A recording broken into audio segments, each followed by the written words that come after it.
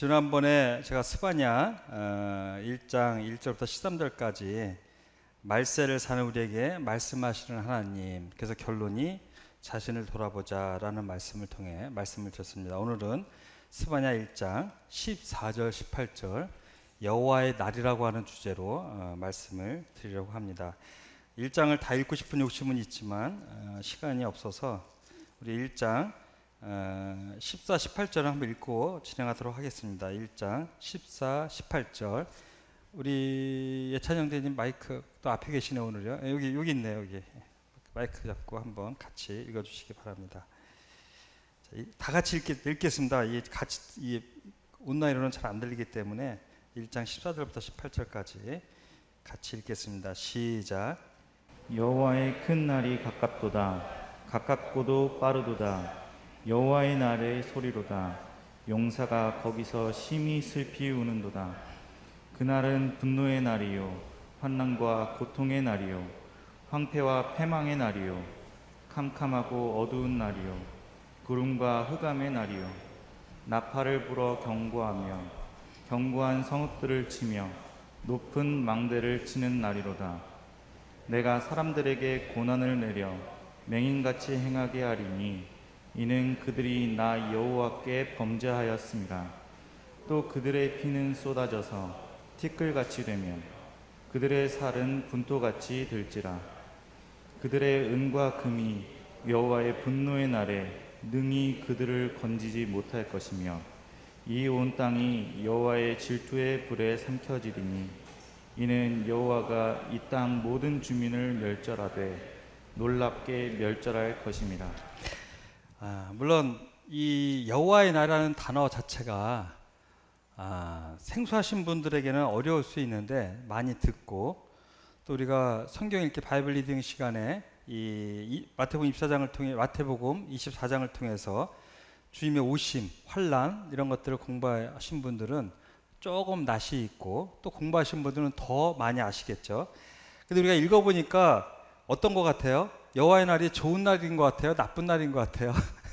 좋은 날, 나쁜 날, 주일학교 같은데 좋은 날, 나쁜 날 같죠?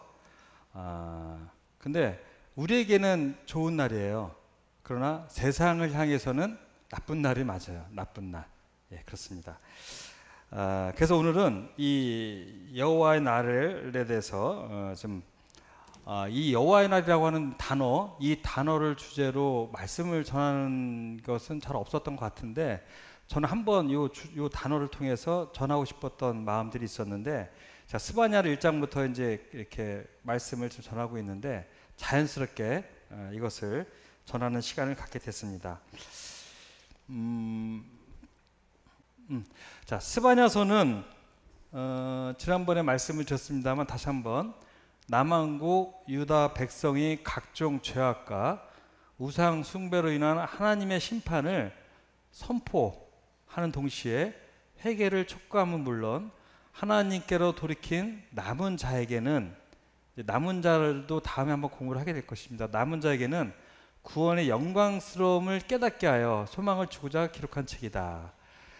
지난번에 말씀드린 것처럼 요시야 시대 때 이제 이 요시야가 종교 개혁할 수 있도록 영향을 준 예레미야, 스바냐 선지자라고 말씀드렸는데 그 목적이 멸망으로 가라고 하는 건 아닐 거 아니에요, 그렇죠? 결국 회복이죠. 회개를 해라. 그러면 하나님 영광 가운데 거하게 될 것이다. 근데 회개를 촉구했지만 돌이키지 않죠. 이스라엘 백성은 항상 많은 선자들을 통해서 보내서 회개를 촉구했지만 한 번도 돌이킨 적이 없어요. 오히려 요나서를 보면 니느웨만 돌이켰던 걸 기억을 보게 되는데 한 번이라는 표현이 좀 안 맞을 수 있겠지만 어쨌든 거의 대부분이 그런 내용들을 보게 됩니다. 그래서 제가 이 시간을 통해서 몇 번 말씀을 드렸는데 이 온라인이나 많은 이 매체들을 보면 목사님들이 이제 멸망이 다가왔다, 주님의 오심이 다가왔다, 회개하라, 다시 한번 부흥의 그런 역사가 이 땅 평양의 부흥처럼 평양교회 6.25 전의 역사처럼 다시 한번 그런 부흥의 물결을 촉구하고 있습니다만 거의 힘들 거예요.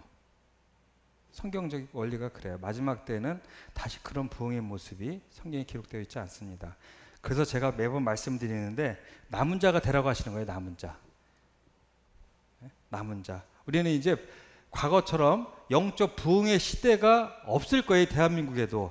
유지가 되면 너무 감사한 거고요. 우리가 바라볼 목표는 이제는 그런 과거의 영적 부흥이 아니라 남은 자에 집중하셔야 돼요. 내가 남은 자가 되야겠다. 끝까지 믿음을 지키고 살아남는 자, 세상에 물들지 않는 자, 그런 겁니다. 이건 다음에 또 얘기하기로 하고요.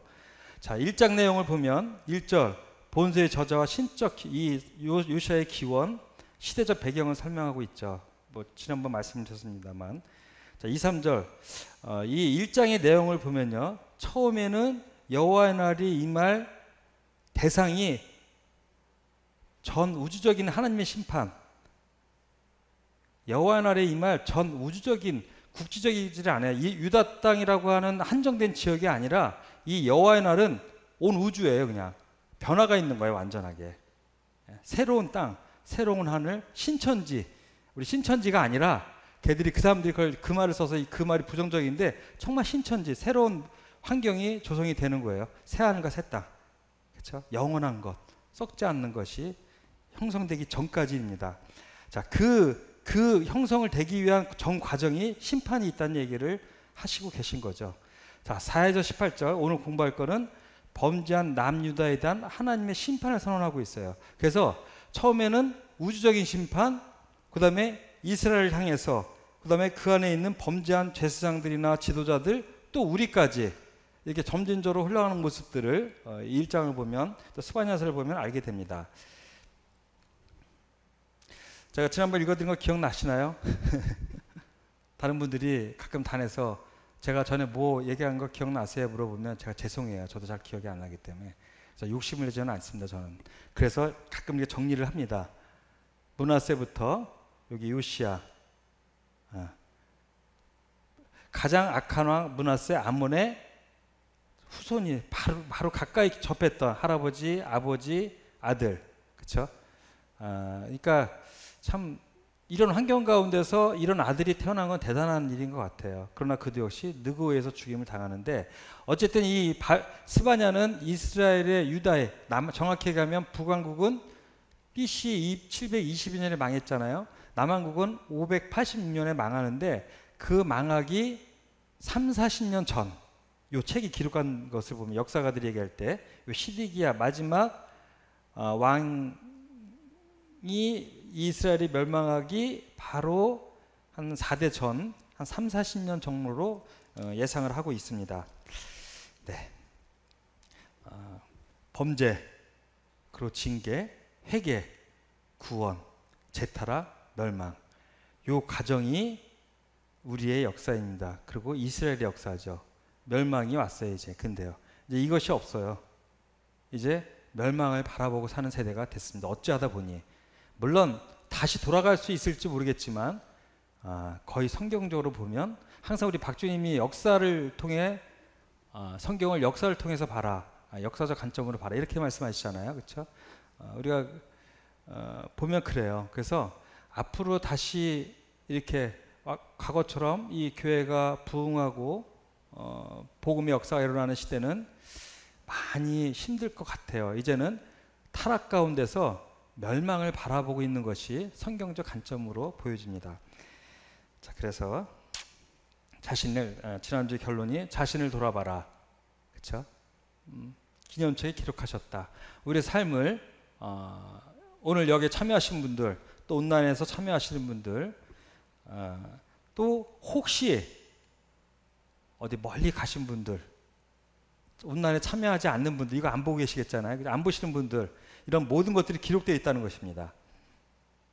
저는 이걸 생명책으로 보지 않고 그 삶을 기록하는 것으로 말씀을 드렸습니다. 제가 이제 요즘에 교회적인 광고가 많잖아요. 뭐 교회 가을 소풍 대체한 식사의 시간, 이런 것들, 또 우리가 지난번에 교회적으로 발표한 공문들이 있었는데 모르는 분들이 많더라고요. 왜 그럴까요? 온라인을 봤는데 사회에는 집중을 안 하시는 것 같아요. 제가 볼 때 이 광고 시간에는. 혹시 여기 몇 주 만에 오신 분 중에 그 광고 안 들으신 분 있으면 손 들어보세요 하면 안 드시겠죠. 그러니까 죄송합니다. 장난쳐서. 근데 그 가을 소풍을 대체한 이 식사 교제 시간을 모르는 분들이 있어요. 내 파트너가 누군지도. 정말 다시 한번 이 온날 듣는 분들이나 여기 계신 분들이 광고 시간 집중하셔야지 교회가 돌아가는 걸 아시잖아요. 그렇죠?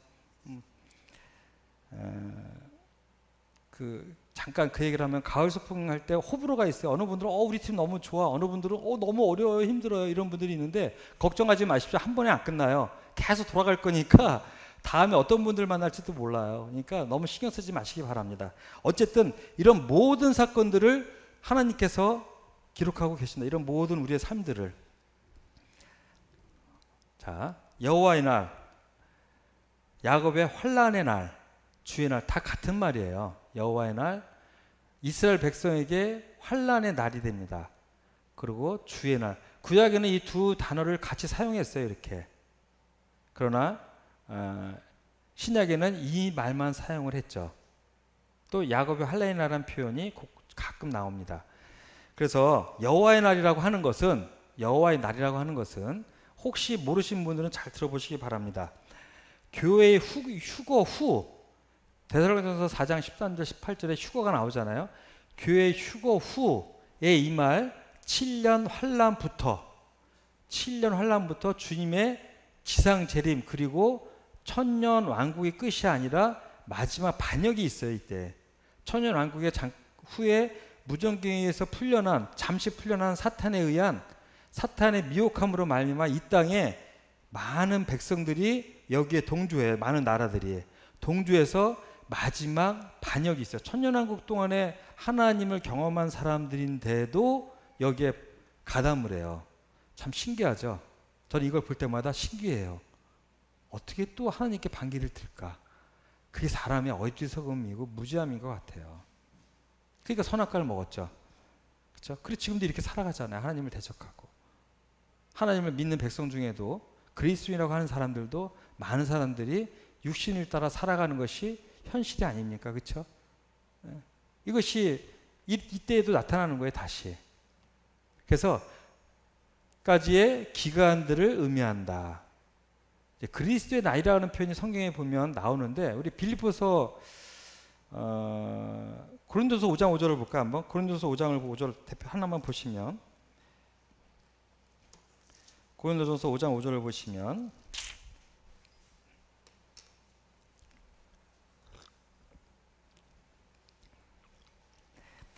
자, 이 출교에 대해서 얘기를 하시는데요. 이런 자를 사단에게 내어 주었으니 이는 육신은 멸하고 영은 주 예수의 날에 구원을 받게 하려 함이라. 자, 여기서 주 예수의 날, 그리스도의 날 별 같은 말인데요. 주 예수의 날 이거는 약간 달라요. 개념이. 이 전후 문맥을 잘 보시면 이거는 주님의 심판대 앞에요. 주님 오실 때를 말하고 있거든요. 곧 주님의 오심, 주님을 만날 때를 얘기하고 있는데 집중하고 있어요. 그래서 이렇게 구분하시면 돼요. 전후 문맥을 봐서 주의 날, 그리스도의 날이라고 하는 것들은 이제 여기에 주 예수의 날, 주 예수의 능력으로 잠깐만요. 주 예수의 날에서 주의 날이라고 안 하고 그리스도의 날, 주 예수의 날 이렇게 좀 다르게 표현을 하셨는데 요거는 전후 문맥을 보면 주님의 오심에 집중하고 있는지 포괄적인 의미인지를 잘 구분할 수가 있어요. 좀 제가 예를 좀 더 예문을 들어드릴 테니까 그때 한번 다시 보시겠습니다. 그래서 왜 이렇게 늘어졌지 이게? 제가 넘길 때는 안 그랬던 것 같은데 하여간 자 그래서 다시 한번 여호와의 날은 뭐라고요? 휴거 후 7년 환란 지상재림 자 7년 환란 끝부분에 주님의 지상재림이 있잖아요. 그리고 천년 왕국과 마지막 반역 요한계시록에 나오는 까지의 기간들을 의미한다. 요걸 잘 기억하시기 바랍니다. 자 구약에서는 이사야, 예레미야, 에스겔, 오마디아, 아모스, 스바냐 스가랴 오늘 공부할 스가랴, 말라기에 주로 여호와의 날, 야곱의 환란의 날의 표현이 나오고 자 여호와의 날, 야곱의 환란의 날은 이 구약에서는 이런 주로 어디 집중해 있나요? 다 선지서에 집중해 있죠. 선지서 이유가 뭡니까? 마지막 때이기 때문에 선포하시는 거예요. 니들 돌아서라. 자 이스라엘 백성은 이 여호와의 날을 선포하는 이사야, 에레미야 이 많은 선지자의 말에 순종했나요? 순종하지 않았잖아요. 이게 지금 이 땅의 모습이에요. 이 마지막 마스랄의 마지막 이스라엘과 남한국 유다 땅의 모습처럼 지금의 우리의 모습이 그래요. 계속 회개를 촉구하고 있지만 돌아서지 않는다는 것입니다. 참 신기해요. 그러나 하나님께서는 마지막까지 공의로우신 하나님께서는 마지막까지 기회를 주고 계신 거예요. 선포하고 계신 거예요. 돌아서라. 회개하라. 그래서 이제는 이스라엘 백성이 다윗 왕 때처럼 그런 놀라운 부흥은 없겠지만 최소한 너희들이 남은 자가 되기를 원하세요. 남은 자. 남은 자.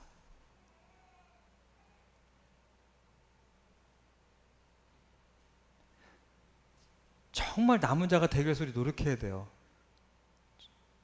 제가 지난번 말씀을 드렸지만 저도 이 죄악된 세상, 이 안락한 세상에서 제 육신과의 다툼이 있어요. 제 안에요.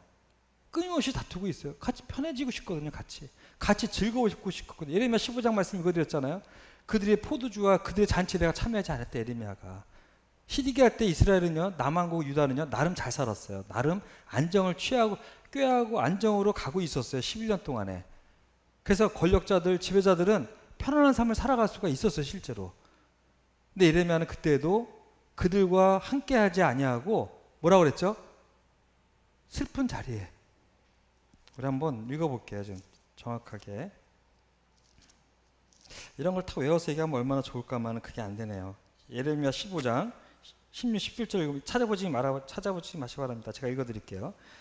자, 예레미야 15장 16절에 보시면 내가 주의 말씀을 얻어먹었사오니 주의 말씀 내게 기쁨과 내 마음의 즐거움이라. 말씀을 먹고 그것이 내 기쁨과 마음의 즐거움이라. 내가 기뻐하는 자의 모임 가운데 앉지 아니하며 즐거워하지도 아니하고. 기쁜 자의 모임, 향락에 빠지지 아니하고 계속 말씀으로 하나님으로만 만족하고 이 마지막 때를 예레미야는 보내고 있다라고 고백하고 있는 거예요. 이것이 쉬운 일이 아닌 겁니다. 예레미야도 어려웠어요. 사도 바울도 어려웠고 우리 모두가 쉬운 길이 아니라는 거예요. 같이 편안하고 싶죠? 같이 즐기고 싶죠? 그리스도인의 삶을 그저 기뻐하고 즐거워하는 것만 생각하시면 안 됩니다. 그렇죠? 선을 행하되 고난받는 것이 하나님의 뜻이라고 분명히 말씀하셨어요. 선을 행하는 것은 고난이 따라온다는 얘기예요. 이 땅에서 우리가 막 지금은 모르겠습니다. 아직까지는 그리스도인이라서 막 칼을 찌르고 이런 것지는 않잖아요. 그렇죠? 그러나 무슨 고난을 받고 있나요? 그 편안한 세상에서 같이 안락을 추구하지 못하는 이 자체가 고난인 것 같아요. 제가 볼 때는요. 절제하고 말씀에 순종하려는 삶이 정말 고난인 것 같아요. 물론 지금도 외지에서 고생하는 많은 분들이 있지만, 자, 어쨌든 간에, 자, 환란의 날이라고 선포한 선지서, 마지막 때에 주로 선지서들이 환란의 날에 대해서 선언을 하고 있습니다. 그렇죠? 자, 신약에서는 뭐죠? 신약에서는 보면, 신약에서는 어디에 나오나요? 주의 날이라는 표현으로 나오고 있습니다. 데살로니가전서 4장 13, 18절에 또 데살로니가후서 2장 1절과 2절, 베드로서 3장 10절. 이게 지금 오타 같은데 잠깐만요.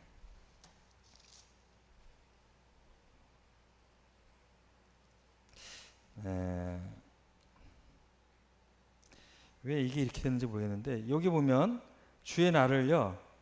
데살로니가전서 5장 2절 3절을 보시기 바랍니다. 5장 2절 3절. 데살로니가전서 5장 2절 3절로 참고하시면 됩니다. 약간 오타가 났는데요. 자, 데살로니가후서 2장 1절부터 2절, 베드로서 3장 10절 등의 주의 날이 표현이 나옵니다. 자, 그래서 신약에선 왜냐하면 신약의 주인공은 누구죠?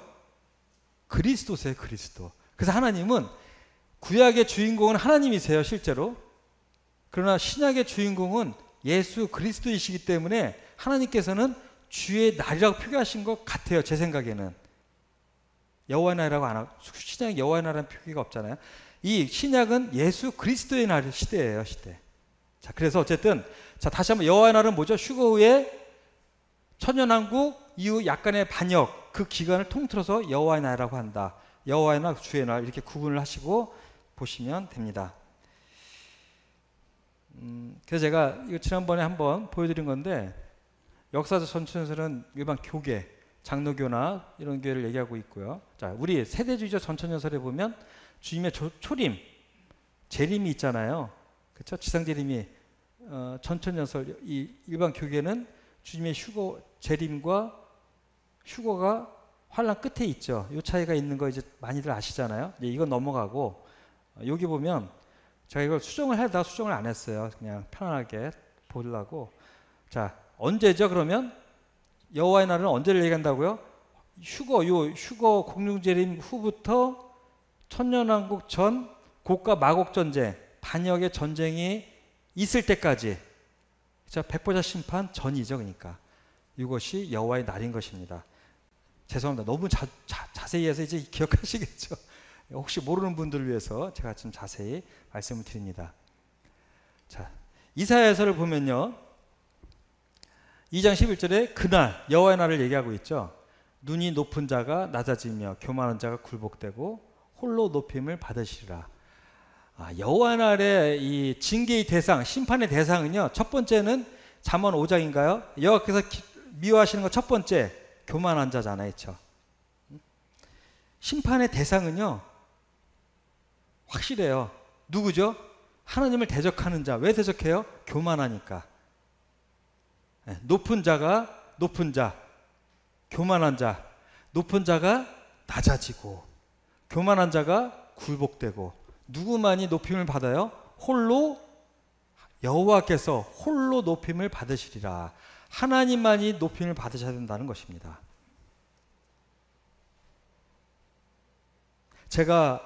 저도 교만한 사람입니다만 교만을 자꾸 쳐서 복종시키는 이유는 뭔가요? 하나님께서는 교만한 자를 분명히 낮추십니다. 저는 그것을 많이 목도했고요. 이 교회에서도 또 제 삶 가운데서도. 그래서 계속 교만이라는 육신을 쳐서 복종시키기 위해 노력하는 것이죠. 왜죠? 하나님이 두렵기 때문이에요. 하나님이 나를 낮추시는 고통을 저는 경험하고 싶지 않아요. 처절하기 때문에. 하나님이 높아지고자 하는 자를 강제로 낮추시는 그 과정은요 너무 처절해요. 저도 경험을 했고 많은 분들이 경험하는 것을 본인들은 아시고 때로는 옆에서 보기도 하죠. 그런 처절한 과정을. 그것이 너무 두렵기 때문에 내 마음의 교만을 쳐서 복종시키는 것입니다. 누구라도 자기 이름이 드러나는 것을 싫어할 사람이 누가 있겠어요. 자기가 높아지고 자기 이름이 만천하에 드러나고, 이걸 누가 싫어하겠어요. 하나님이 높이시면 상관이 없어요. 내가 높아질 때 문제가 되는 것입니다. 그렇죠? 그래서 교만이라는 병을 쳐서 복종시키는 것입니다. 왜? 하나님이 그런 자를 낮추시기 때문에. 이 여호와의 날만 그런가요? 이 교회도 그래요. 교회도. 영적인 사람 가운데도 그래요. 자, 그래. 굴복되고 홀로 높임을, 하나님만 높임을 받아야 된다. 대저 만군의 여호와의 날이 모든 교만한 자와 거만한 자와, 동일한 말들이잖아요. 교만하고 거만하고 스스로 높이는 자에게 이 말이니 그들이 나자리라. 굴복된다는 표현이죠. 굴복. 모든 만민이 그를 찌른 자도 볼 것이라 그랬잖아요. 주님을 찌른 자들도 온 천하가 하나님과 우리 주 예수 그리스도와 성도 앞에 굴복할 것입니다. 우리까지 거기 포함이 돼. 이제 우리 앞에 굴복할 것입니다. 자, 너희는 애곡할지어다. 애곡하게 되죠. 애통하죠. 여호와 나를 갖고 왔어요. 너희는 이스라엘과 만민을 대상을 하고 있어요. 전능자에게서 멸망이 임할 것이며다. 그러므로 모든 손에 힘이 풀리고 각 사람의 마음이 녹을 것이라.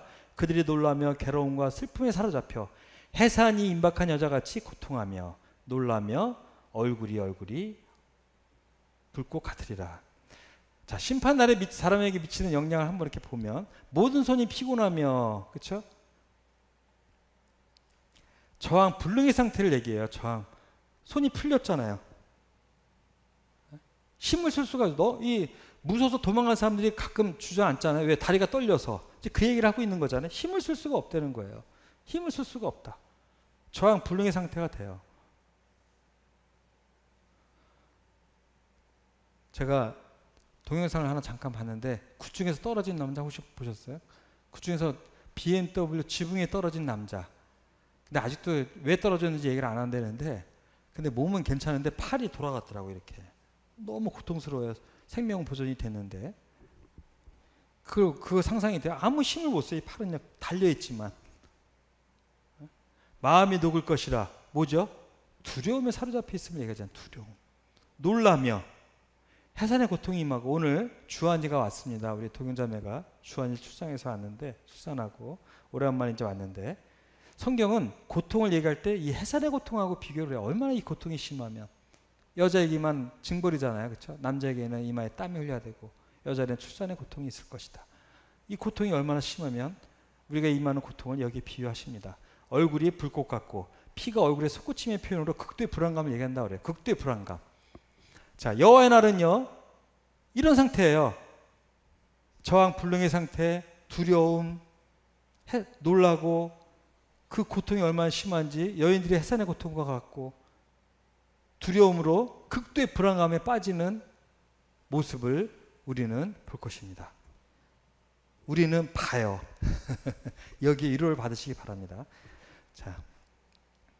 자, 이것은 여호와께서 보복하시는 날이요, 시온의 송사를 위하여 신원.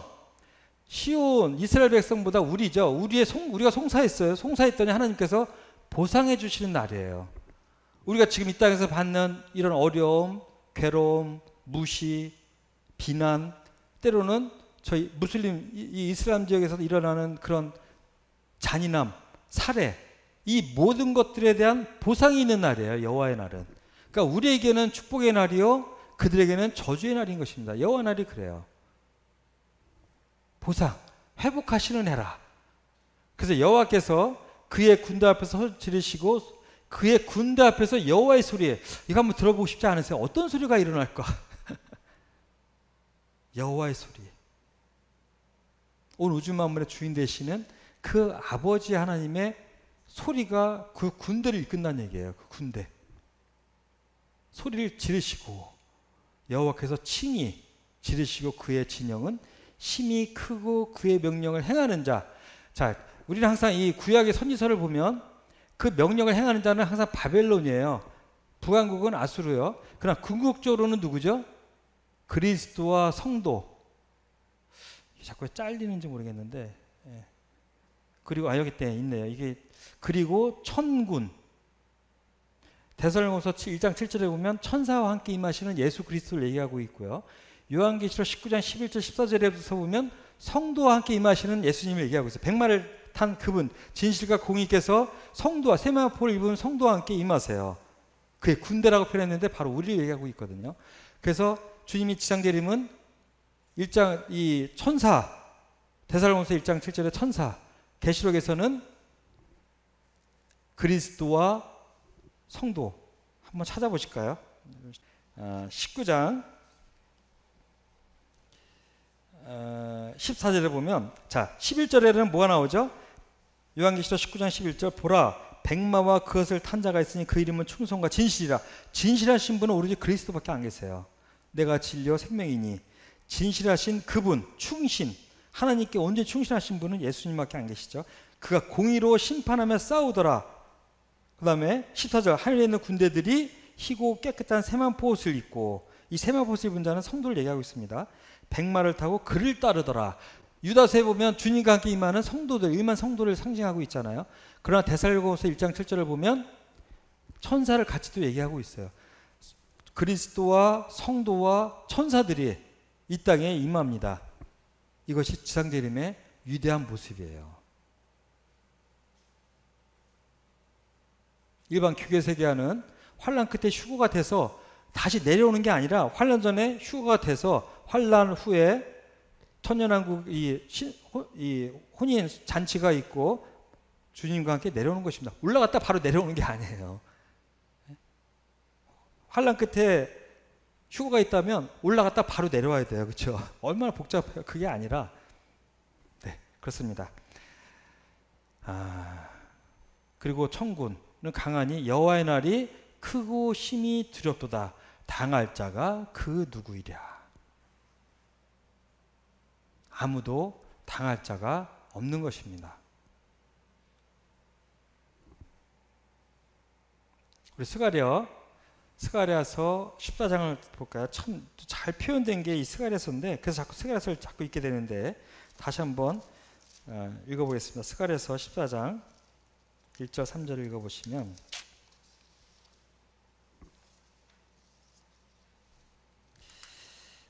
스가랴서 14장 1절 4절 우리 황희창 형제님이 한번 또 읽어주시기 바랍니다.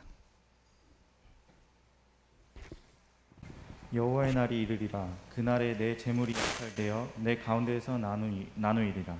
내가 이방 나라들을 모아 예루살렘과 싸우게 하리니 성읍이 함락되며 가옥이 약탈되며 부녀가 욕을 당하며 성읍 백성이 절반이나 사로잡혀 가려니와 남은 백성은 성읍에서 끊어지지 아니하리라. 그때 여호와께서 나가사 그 이방 나라들을 치시되 이왕의 전쟁 날에 싸운 것 같이 하시리라. 그날에 그의 발이 예루살렘 앞 곧 동쪽 감람산에 서실 것이요 감람산은 그 한가운데가 동서로 갈라져 매우 큰 골짜기가 되어서 산 절반은 북으로 절반은 남으로 옮기고. 여기 보면 약탈이 되는데 1절에 2절에 보면 자 이스라엘을 공격하는 3차 대전이죠. 대상이 누군가요? 이스라엘 대적하는 대상이 역시 이방 나라들이에요. 자 구약에서 보면 북방 민족으로 표현이 되어 있고 에스겔서에 보면 요한계시록 16장에서 나오는 아마겟돈 전쟁의 주 공격로가 어디죠? 동편에서 왕들이 온다 그랬거든요. 요단강이 마르고 동편에서 왕들이 와요. 북방, 동편. 그러면 누가 생각이 나나요? 모르겠습니다만 이건 계시록이기 때문에. 자, 어쨌든 북방, 동방에서 이방인들이 와요. 이 구약과 신약을 보면요. 계시록을 보면. 근데 성읍이 함락되죠. 후 3년 반을 얘기하죠. 이때는. 요한계시록 12장에 보면 그들이 그냥 잠깐 보실까요? 12장 요한계시록 12장에 보면 14절 12장 14절을 보면 오늘 좀 처음 보는 분들은 어려울 수 있을 텐데 그냥 한번 개념만 잡으시기 바랍니다. 13절부터 보면 용이 자기가 땅으로 내쫓긴 것을 보고 남자를 낳은 여자를 박해하는지라. 땅으로 사단을 얘기하잖아요. 사단이 땅으로 쫓겨서 그 여자를 낳은 이스라엘을 박해했어요. 14절에 그 여자가 큰 독수리의 두나개를 받아. 이거는 어느 학자들은 뭐 비행기다라고 얘기하는데 모르겠습니다만 광야 자기것으로 날아가서 거기서 그 뱀의 낫을 펴 한 떼와 두 떼 반 떼를 양육받으리라. 후 3년 만에 이스라엘 백성은 견디지 못하고 피신을 해요. 광야로. 누구를 의지해서? 독수리의 두나개를. 성경에서는 독수리는 그리스도를 상징하고 있는데요. 어쨌든 자 이것은 미래에 일어나기 때문에 이것처럼 이스라엘 백성은 함락이 될 정도로 처절하게 당해요. 후 3년 반에는 누구에게? 이방 민족들에게 처절하게. 자, 그것들을 여호와의 날의 모습이라고 얘기를 하고 있습니다.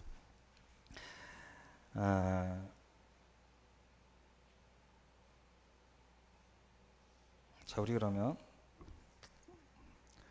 자, 신약을 한번 볼까요? 신약에서 뭐라고 표현되어 있죠? 형제들아 때와 시기에 관하여 너에게 쓸 것이 없으면 주의 날이 밤에 도둑같이 이를 줄을 너희 자신이 자세히 알기 때문이라. 그들이 자 너희는 누구죠? 너희는 우리예요. 데살로니가 성도들, 수신자들, 너희 주의 날이 쓸 것이 없대요. 우리에게는 이거에 대해서 크게 얘기할 필요가 없대요. 도둑같이 세상에는 임하기 때문에 너희 자신이 자세히 알기 때문이라. 그들이 세상이죠. 평안하다 안전하다 그때 임신한 여자에게 해산의 고통 이런 것 같이 멸망이 갑자기 그들 세상에게 이르니 결코 피하지 못하리라. 우리는 피하기 때문에 우리에게 이 날이 중요하지 않다라는 거예요. 크게 쓸 필요가 없다. 그리고 우리에게는 도둑같이 임하지 않는다는 거예요. 우리는 이렇게 말씀 시간에도 듣잖아요. 주님이 오시면 도둑같이 뭐야 하고 놀래나요? 우린 빛 가운데 있기 때문에 주님이 오시면 기다리고 있기 때문에 오 주여 이제 오십니까? 그렇죠? 오 주여 이제야 오십니까? 너희는 낯에 속하였음에 4절부터 쭉 그 이어지잖아요. 우린 빛의 자녀이기 때문에 이것이 도둑같이 임하지를 않아요. 그 다음에 우리는 천국에서 이 주의 날 시작과 끝을 위에서 보고 있기 때문에 우리하고는 상관이 없다는 거예요. 그러나 그들에게는 이 날이 도둑 같은 거예요. 도둑같이.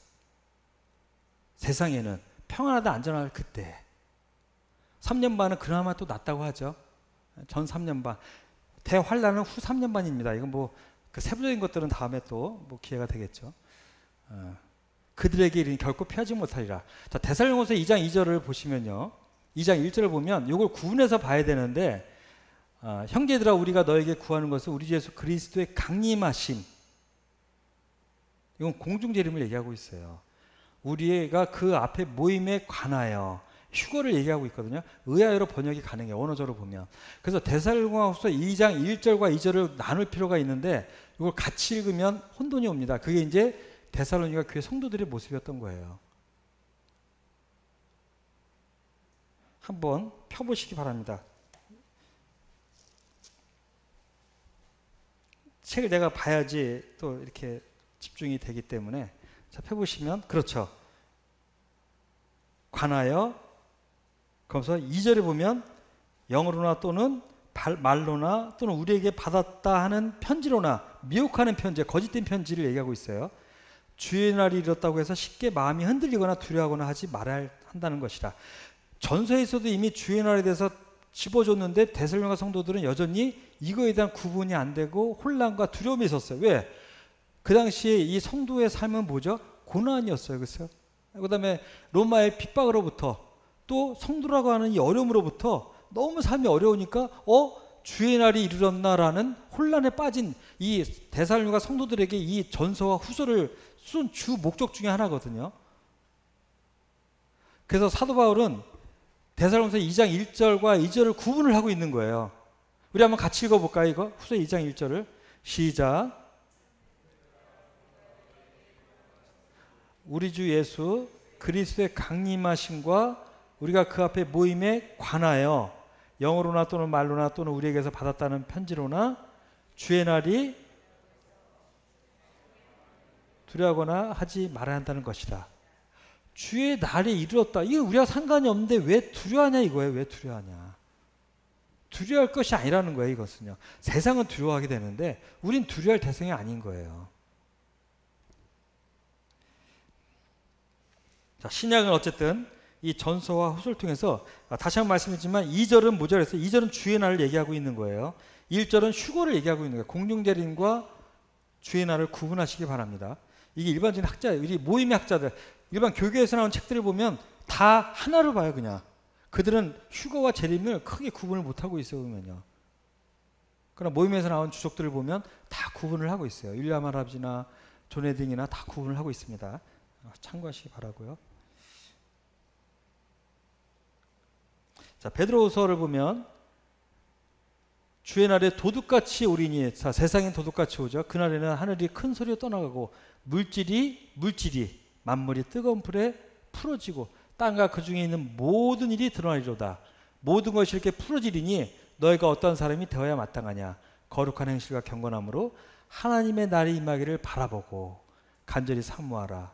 그날에 하늘이 불에 타서 풀어지고 물질이 뜨거운 물에 녹아지려니와. 자, 이 말에는요 여러 가지 의미가 있는데요. 뭐 좀 이따 다시 한번 찍겠습니다만 주의 날이 오는데 주의 날이 오는 건 우리에게 축복인데 어떤 문제가 있나요? 하나님께서 영혼을 준비하는 기간을 이 땅에서 허락하셨는데 그 기간이 끝이 난다는 얘기예요. 이제 내가 어떻게 살아야 할지를 결정하는 선택의 기간이 끝이 나요. 그게 문제인 거예요. 그게 이해가 되시죠? 세상에게는 심판인데 우리에게는 내가 영혼을 준비하는 기간의 끝이 된다는 얘기예요. 버스가 떠나버렸어요. 이제 후회해도 소용이 없어. 내가 더 주님을 사랑하고 경외하고 헌신할 거는 후회가 필요가 없는 시대가 온다는 것입니다. 베드로는 지금 그걸 찍고 있는 거예요. 너희가 마지막을 어떻게 살아야겠느냐. 주님 오실 때 후회하지 말란 얘기예요. 주의 날은 세상에게 심판이지만 너에게도 그리스도 심판대 앞에 서는 날이라는 거예요. 어디에? 그리스도 심판대 앞에. 자, 스바냐스의 여호와의 날. 제가 좀 정리를 했습니다만 2절에서 보면 여호와께서 있으실 때 내가 땅 위에서 모든 것을 진멸하리라. 모든 것, 전 우주적인 것이죠. 사람, 짐승, 진멸, 공중의 새와 바다의 고기와 거치게 하는 것과 악인들을. 자, 주 여호와 앞에서 잠잠할지어다 이는 여호와의 날이니 가까웠으므로 여호와께서 희생 유다를 준비하고 이제 세상이죠. 앞으로는요. 희생을 준비하고 그가 청할 바벨론. 자, 이 당시에는 바벨론이죠. 그러나 그리스도와 성도와 그리고 천군 자들을 구별하셨습니다. 여호와의 희생의 날에 내가 방백들과 왕자들과 이방인의 옷을 입은 자들을 벌할 것이며 지도자들과 지난번 말씀드렸잖아요. 그리스도로 입지 않고 이방인의 옷을 입은 자들을 벌할 것이다. 그리고 아까 읽은 이 스바냐 1장 14절 18절 그 말씀에 해당하는 높아진 자들 이 14장 1장 14절부터 18절을 펴보시면 대상이 여기도 16절에 보시면 견고한 성읍이에요. 성읍만 믿고 안주하는 자들. 야, 하나님이라도 이 성읍을 무너뜨릴 수 없어. 그래서 그들에게 고난을 내려 맹인같이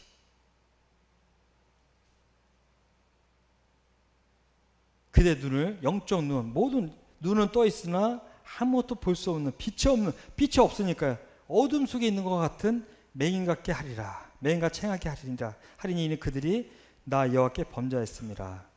그들의 피는 쏟아져 티끌같이 되며 그들의 살은 분토같이 쏟아져 티끌같이 됐고 이 살은 분토라는 표현은 뭐냐면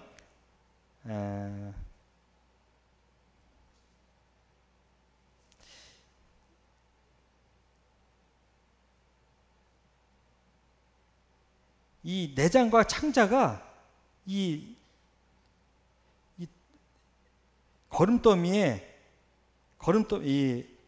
자, 그들의 살은 분토같이 이 거름더미가 뭐라고 해야 되나 이렇게 땅에다 뿌리면 팍 흩어지는 것처럼 아니면 또 이 내 살이 이 거름처럼 더러워진다는 얘기죠. 이 그들의 살은 분토같이 거름더미니까요. 정말 보잘것없는 것 같이 이게 더 맞겠네. 보잘것없는 것 같이 거름과 같이 더럽힘을 다 받을 것이다 라고 얘기를 하고 있는 거죠. 그래서 18절에 은과 금이 여호와의 분노의 날에 능히 그들을 건지지 못할 것이며 여호와의 질투에 불에 삼켜지리니 그냥 이 재물 이런 모든 것들이 그들에게 그들을 구원하지 못할 뿐 아니라 여호와 앞에 다 녹아버릴 것을 얘기하고 있는 것입니다.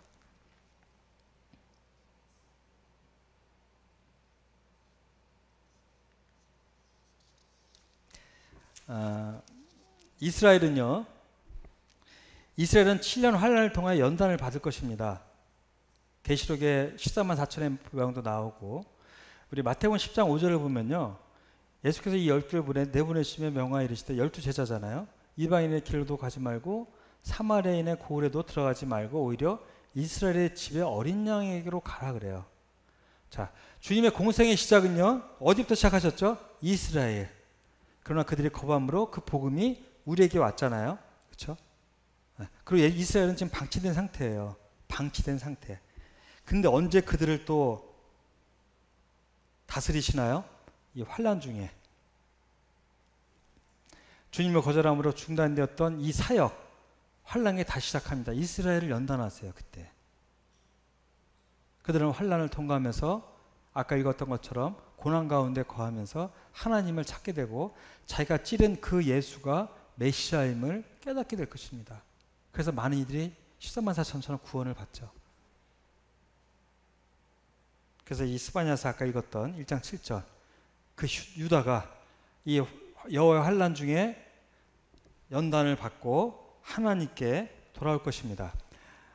시간이 있으면 지금 읽어볼 텐데 보면 혹시 열심히 있는 분들은 집에 와서 읽어보시기 바랍니다. 자, 스바냐 1장 여호와의 진노의 날 심판의 대상이 스바냐 1장에 보면 땅의 모든 것들이었잖아요. 아까 또 범죄한 제사장들과 유다 백성들 4절 6절 타락한 방백들과 왕족들 권력에부터 사리사욕을 위해 사는 자들 이 땅에 배부를 위해 사는 자들이죠. 근데 성도도 이거는 자유롭지 않아요. 그렇죠? 이것을 위해서 사리사욕을 위해서 영적인 것들을 포기합니다. 자, 자신의 죄를 인정하지 않고 합리화하는 자들. 이건 한번 12절 읽어보실까요? 같이. 자, 1장 12절. 자, 같이 한번 읽겠습니다. 스바냐 1장 12절 시작. 그때 내가 예루살렘에서 찌꺼기같이 가라앉아서 마음속에 스스로 이르기를 여호와께서는 복도 내리지 아니하시며 화도 내리지 아니하시라 하는 자를 등불로 두루 찾아 벌하리니. 한마디로 얘기하면 침체되어 있는 자들이에요. 포도주를 담그면 그 아래 찌꺼기가 가라앉는 것처럼 찌꺼기 같은 자들. 세상에서는 정말 거역한 자들, 우리 안에는 영적 침체자들 다 포함이 될 수 있겠죠. 자신의 죄를 인정하지 않고 합리한 자들인데 12절도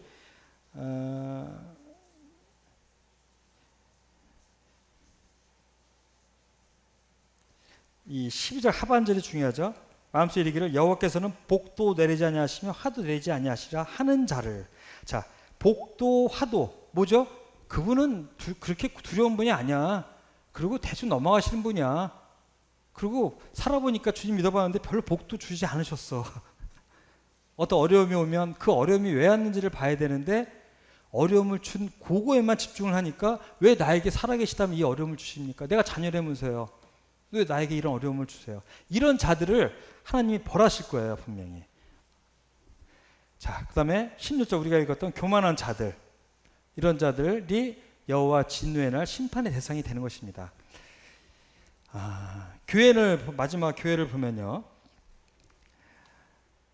자, 베드로서 4장 17절 잘 아시는 말씀이죠. 저도 단에서 한두 번 얘기했던 기억이 있고 양육 시간에 많이 얘기합니다. 하나님의 집, 교회를 얘기하죠. 교회에서 심판을 시작하셨다.